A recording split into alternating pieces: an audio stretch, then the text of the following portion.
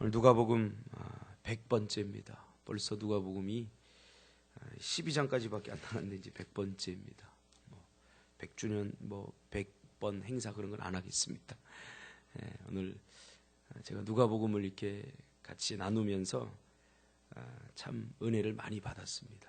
이 말씀이 참 얼마나 달콤하고 좋은지 모릅니다. 오늘 하나님의 백성으로 살아가는 법, 하나님의 백성으로 살아가는 법이란 제목으로 하나님 말씀 증거하겠습니다. 하나님의 백성으로 살아간다는 것은 예수님의 가르침을 실천하고 또 예수님께서 말씀하신 그 교훈과 일치하는 삶을 살아가는 것입니다. 아쉬운 것은 요즘 그 성도들이 성경을 읽으면서 하나님의 말씀대로 살려고 하는 거룩한 몸부림들이 예전보다는 많이 식어졌다, 그런 생각입니다. 여러 가지로 제가 이렇게 생각을 해보면 그만큼 우리의 삶이 녹록하지 않다, 그것을 깨닫게 됩니다. 그래서 많은 사람들이 하나님의 말씀대로 살아가는 것이 결코 쉽지 않다, 이런 생각을 많이 합니다. 민지도 그렇게 생각하나?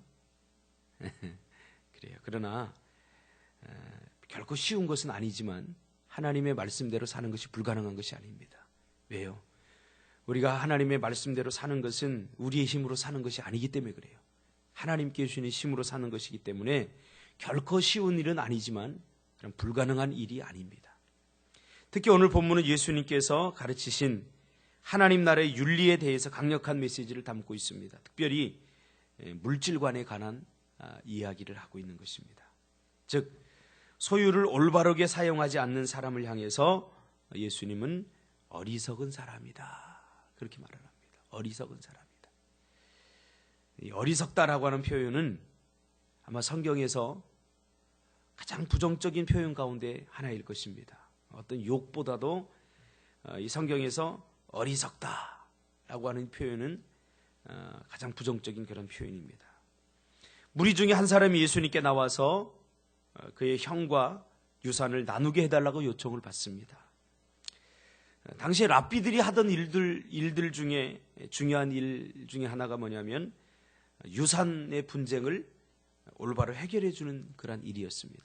왜냐하면 랍비 그러면 가장 정직하고 가장 하나님의 말씀대로 살고 그리고 기준이 되는 그러한 사람들이었기 때문에 랍비에게 와서 우리 유산을 좀 올바르게 형제들 간의 이 분쟁을 종식시켜 주십시오 하는 것이 랍비들이 하던 일 중에 대표적인 일 중에 하나였습니다. 자신은 유산 분배자로 세움을 받지 않았다, 이게 예수님께서 내리신 결론입니다. 네가 나를 선생으로 생각하는구나, 랍비로 생각하는구나, 그러나 아니라는 거죠. 그러면서 예수님께서 오히려 탐심을 버릴 것을 요구합니다. 지금 형이 너무 많은 유산을 가지려고 합니다. 이 유산 분배는 결코 정당하지 않습니다.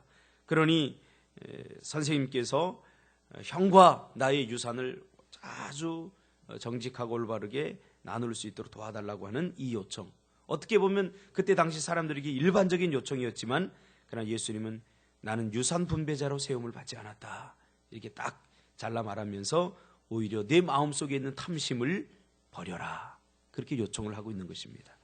그러면서 한 부자의 비유를 말씀하십니다.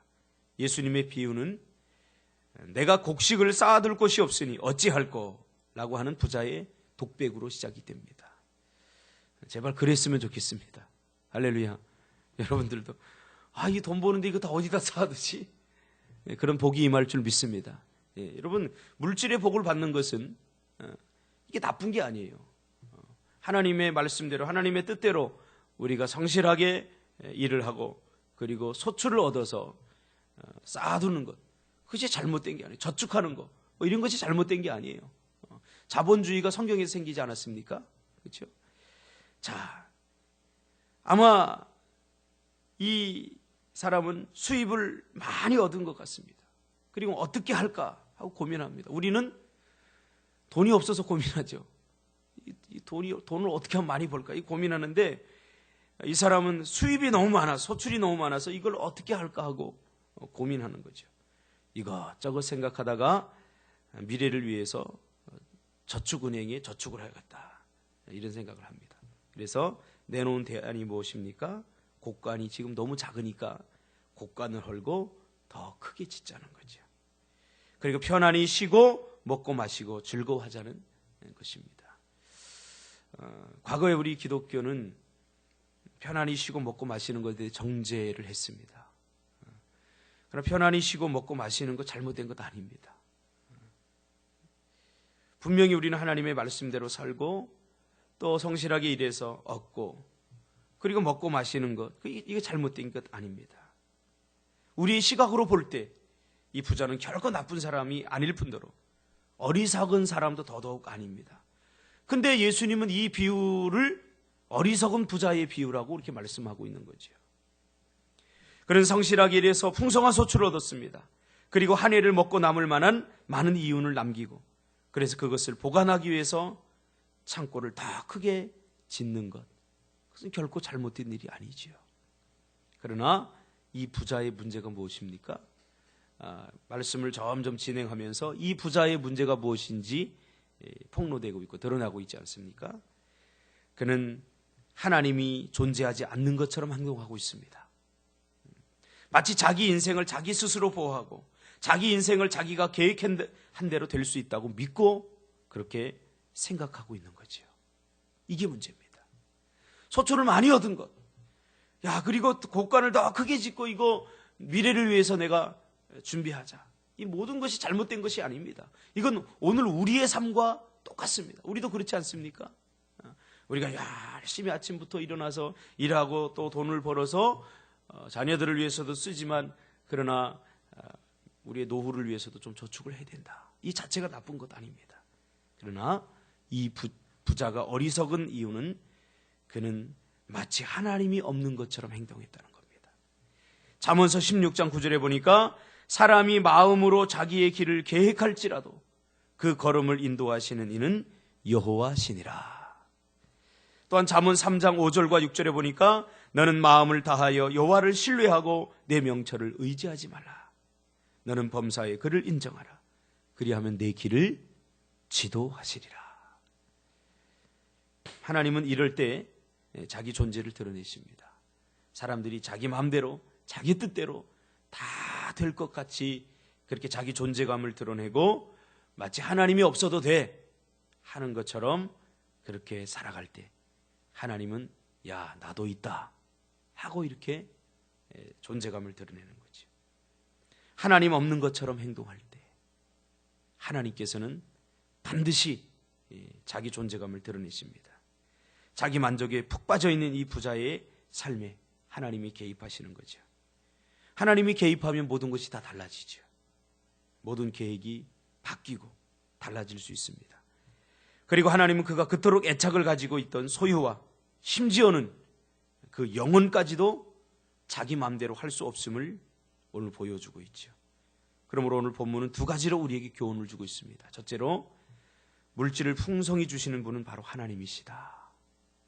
여러분, 열심히 일하고 아침 일찍부터 늦은 시간까지 일해서 많은 소출이 생겼을 때, 그때 우리가 어떻게 됩니까?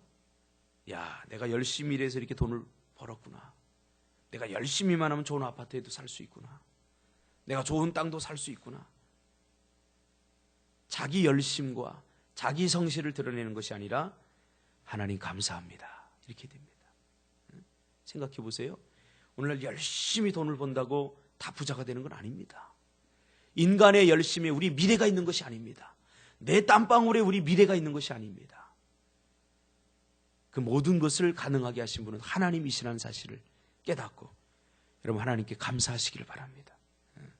이 감사가 없다는 거죠. 오늘 이 부자에게는 감사. 하나님, 이 소출이 이게 누구 때문에 이게 소출이 있습니까?